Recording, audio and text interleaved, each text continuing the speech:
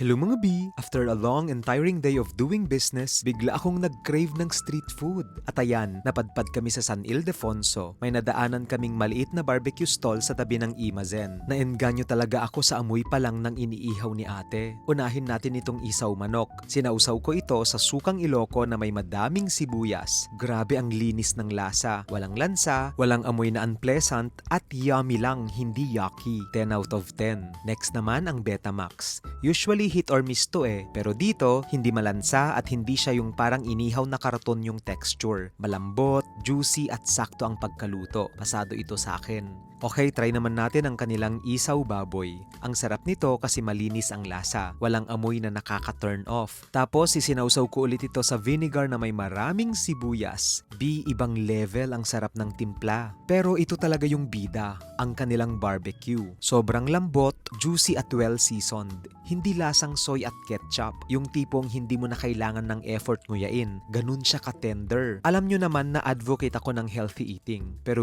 okay lang din paminsan-minsan ng ganito. Yung nag-give in ka sa cravings mo once in a while. Basta alam mo yung limit mo ha. Kasi at the end of the day, hindi delikado ang isang bagay kung hindi naman ito inaabuso or nasosobrahan. Tandaan, the poison is always in the dosage. Kaya enjoy your food, pero with balance. Mukbang responsibly. Yun lang.